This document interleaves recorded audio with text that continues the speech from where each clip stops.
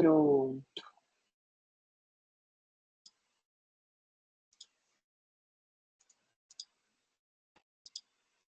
Tá, então o que que a gente tem aqui nesse exercício, né? É um exercício, então, onde tem 2 perguntas, mas antes, né, para a gente entender onde é que a gente está aqui na parte do conteúdo, a gente está vendo o teorema da probabilidade total e o teorema de Bayes, tá?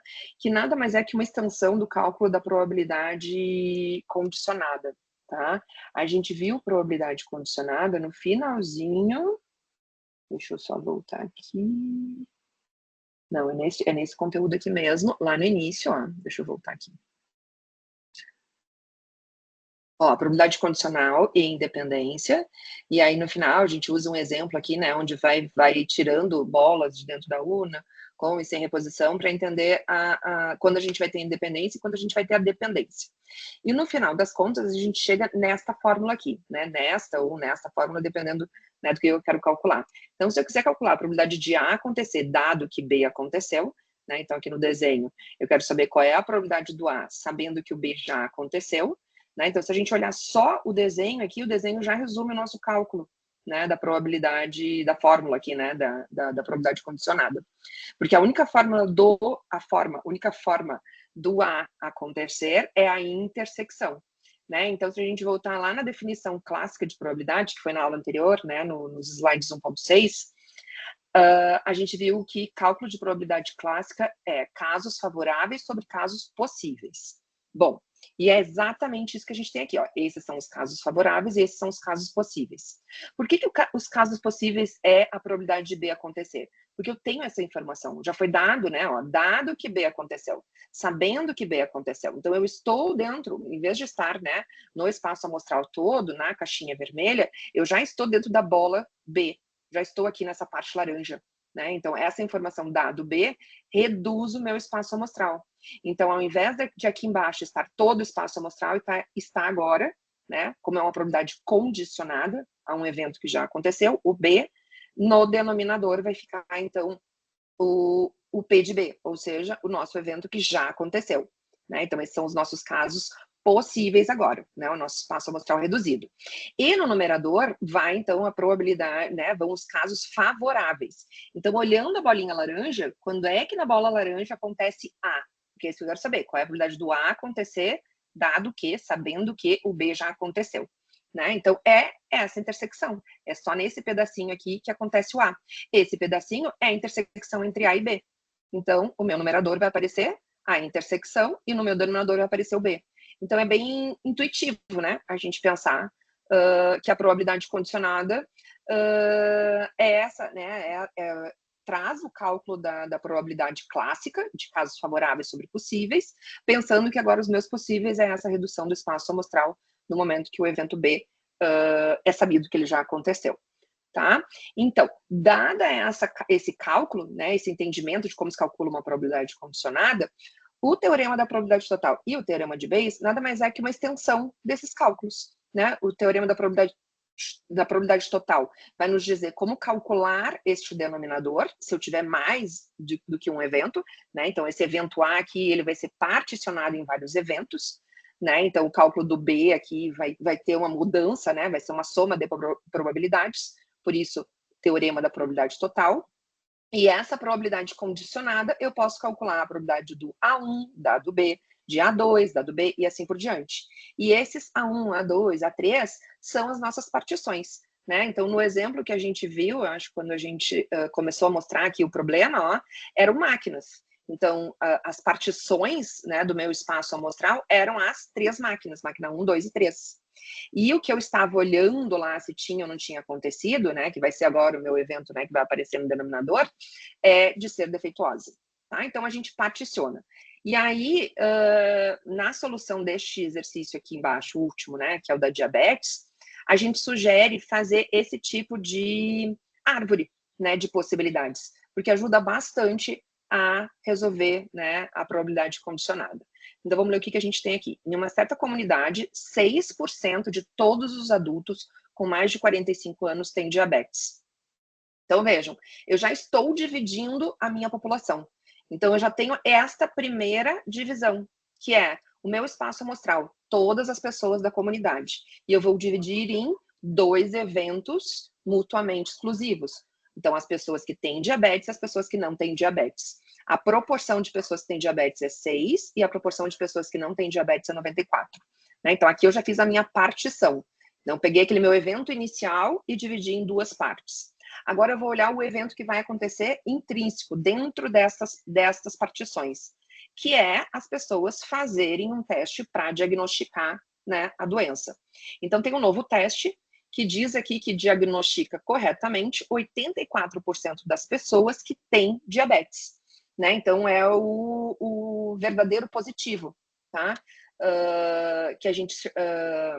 que deve ter, né, vocês devem ter visto bastante na época do Covid, né? Sensibilidade, especificidade, essas definições, né, dos testes para identificar uma doença, tá? Então, ele acerta o verdadeiro positivo em 84%. Onde é que está o meu verdadeiro positivo? Aqui, quando a pessoa tem diabetes, e o exame vai dizer diagnosticada com diabetes. 84% é o acerto desse teste. Então, para estes casos, ele vai errar em 16%. Ou seja, aqui ele vai dar um falso positivo, né? Ele vai dizer que a pessoa diagnosticar, né? Perdão, um falso negativo, né? Ele vai dizer que a pessoa não tem diabetes quando de fato ela tem, né? Então, destas pessoas que têm diabetes, se elas fizerem o teste, elas vão ter, né, o diagnóstico de não ter diabetes em 16%, né? Então, esse é o erro do teste. E aí depois ele fala sobre o outro galho. Então eu preciso saber das pessoas que não têm diabetes e também vão se submeter ao teste, quando que o teste acerta, quando que o teste não acerta.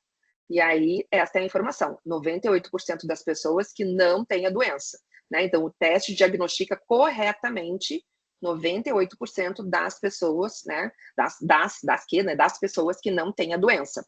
Então, das pessoas que não têm a doença, ele vai diagnosticar como não diabético em 98%, né? Então, esse aqui é o nosso verdadeiro negativo, né? Onde o teste vai dizer que a pessoa não tem diabetes, quando ela de fato não tem. Então, em 2% destes casos, das pessoas que não têm, elas vão ter um teste dito positivo, né, de forma errada, porque elas de fato não têm. Tá? Então, essa é a primeira forma, se organizar isso aqui, sai barbada os cálculos das questões que estão sendo pedidas, tá? Dica. A dica é fazer essa arvorezinha de possibilidades. Então, o que a gente tem primeiro aqui? Qual é a probabilidade de uma pessoa diagnosticada como diabética no teste ter, de fato, a doença, tá? Então, vamos pensar. O que ele está dando de informação e o que ele está perguntando, né? Então, qual é a probabilidade de uma pessoa que foi diagnosticada, então, sabendo que, né, a pessoa já fez o teste e o diagnóstico dela foi como diabetes, então, vejam, já aconteceu o DD, ou este DD, ou este DD, não sabemos. Se saiu este DD, foi um DD falso, né? Foi diagnosticada como diabetes falso, porque este aqui vem das pessoas que não têm diabetes. E se for este DD aqui, é um acerto, porque é diagnóstico de diabético para as pessoas que realmente têm diabetes, tá? A pergunta é, qual é a probabilidade dela de fato ter a doença? Tá? Então, a probabilidade dela de fato ter a doença vai ser esta probabilidade aqui, ó, dela ser diagnosticada, né, como ter diabetes, dado que o teste deu, né, dado que a pessoa teve teste diagnóstico positivo, né, qual é a probabilidade dela ter, de fato, a doença, né, então multiplicar isso aqui. Então, a gente seguindo aqui, ó, o que a gente está calculando é justamente isso aqui, ó, qual é a probabilidade dela ter a doença, dado que o diagnóstico foi de diabetes, tá? Então, a gente tem, né, eu tinha mostrado ali a primeira possibilidade, né, então o numerador, né, é esse cálculo ali que eu mostrei para vocês, é a probabilidade dela ter diabetes vezes a probabilidade dela ter o diagnóstico positivo, né, correto, da diabetes, ou seja, é isso vezes isso. 0,06 vezes 0,84. Vejam, é isso que vai aparecer no numerador aqui, ó. 0,06 vezes 0,84, tá? Então, isto é o nosso numerador, são os casos favoráveis. Quais são os casos possíveis? O que a gente tem? A pergunta é de que a pessoa fez o teste e foi diagnosticada como diabética. Então, quais são as possibilidades de ter diagnóstico como diabética? Esta possibilidade ou, vamos ver se ele não vai marcar, ou esta possibilidade. Então, esta é uma possibilidade, né? A pessoa realmente ser diabética e ter o diagnóstico positivo, como um erro, a pessoa não ser diabética e ter diagnóstico positivo. Então, são esses dois raminhos aqui, né? 2 galhos da nossa árvore. Isso são todos os meus casos possíveis. Destes 2 casos possíveis, um deles é o meu favorável. Então, a gente vai ver lá na fórmula que o que apareceu aqui em cima, ó, no numerador, que é o 6 vezes 0,84, é uma partezinha de baixo. Tá ali, ó, 0,06 vezes 0,84. Né? Que é um dos meus casos possíveis. E o outro caso possível é o erro do teste. É a pessoa não ter diabetes, mas o diagnóstico dar como, né, diabética, dar um falso positivo ali, então, né? Que é esse galinho que eu tinha mostrado aqui, ó. Então, esse 0,94 vezes 0,02. Tá? E aí, fazendo essa continha, né, a gente chega ali no 0,7283. Tá? Na letra B, o que pede? Qual é a probabilidade de uma pessoa que faça o teste seja diagnosticada? Qual é a probabilidade de que uma pessoa que faça o teste seja diagnosticada como não diabética? Então, eu quero saber qual é a chance desse diagnóstico aqui acontecer, né? Esse diagnóstico. Ou esse diagnóstico, porque tem 2 possibilidades do teste dar, né, negativo. Neste caso, em que é um erro, né, negativo para quem é diabético, neste caso, que é um acerto, que é negativo para os não diabéticos. Então, vejam, é exatamente a mesma coisa que a gente fez antes, só que agora não é uma probabilidade condicionada, é simplesmente a soma dos produtos das probabilidades, porque eu não estou dizendo que algo aconteceu. Aqui em cima eu estou dizendo, ó, a pessoa fez o teste e deu diagnóstico positivo. Então, eu tenho uma informação que aconteceu e agora eu quero calcular qual é a probabilidade, né, dado aquilo ali, de que ela tivesse, de fato, a doença. Né? Então, neste caso aqui, a gente tinha uma probabilidade condicionada. Aqui, né? Aqui, uma probabilidade condicionada, tá? O que a gente tem na letra B agora não é uma probabilidade condicionada, é a probabilidade de diagnóstico negativo. Ou seja, esta possibilidade ou esta possibilidade. Então, vejam, este ou que eu frisei aqui é justamente a soma destas probabilidades. Quais probabilidades? Destes desfechos aqui, né? Não vou usar o mouse, ó. Deste galinho, né? Ou seja, um erro de teste, o erro do teste, né? Deu negativo, mas está errado, porque são pessoas diabéticas, ou o acerto do teste, né? Dando negativo para diabetes, que seria, então, né? Quando temos pessoas que não têm diabetes. Então, vai ser 0,06 vezes 0,16 mais 0,94 vezes 0,98. Tá? Então, se a gente voltar aqui, ó, é exatamente isso que eu falei ali para vocês. Tá? Acho que é isso. Me diga, o que tu achou? Fez sentido? É Arthur, Sim, né? sim. Isso, fez Ajudou, sentido. Eu Arthur? tenho. Ajudou, sim. É mais fácil de entender, assim, fazendo arvorezinha e tal. Mas eu tenho dificuldade de eu pensar tudo isso, sabe? Mas, tipo, De faz catar essas sentido, sim. informações. É, Sim, é. catar essas informações no problema, tá? É normal, tá? Vamos combinar assim que se fosse. Tu é de que curso? Engenharia química.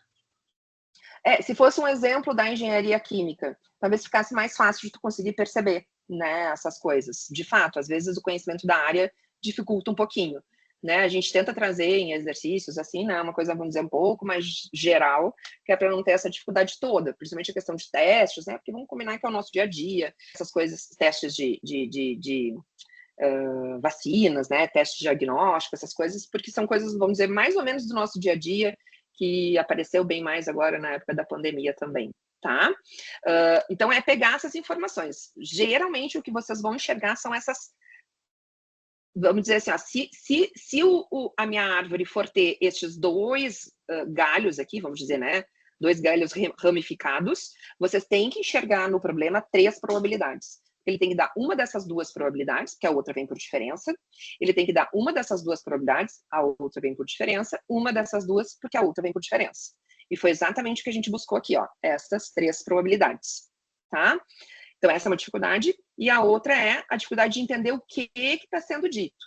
Dica aqui, tentar colocar esses códigos, né, esses formatos, né, esses nomezinhos que vocês vão dar para os eventos, o mais parecido com o texto do que está dito aqui, né? Então eu botei, ó, DD, diagnóstico de diabetes, diagnóstico de não diabetes, né? Talvez para mim faz sentido, né? É importante, Arthur, que para ti, na hora que tu lê isso aqui, tu coloque ali as letrinhas, né? Ou coloca o texto, tá? Para conseguir entender mais fácil, né? As probabilidades que tu tem e o que foi pedido em cada questão, tá? Tá, sim, Eu vou parar aqui. eu fiz com essa anotação também. Mas eu O consegui mesmo. entender, sim, consegui entender direitinho, ajudou bastante. Tá, eu vou parar a gravação, porque daí depois fica mais fácil para eu colocar no YouTube.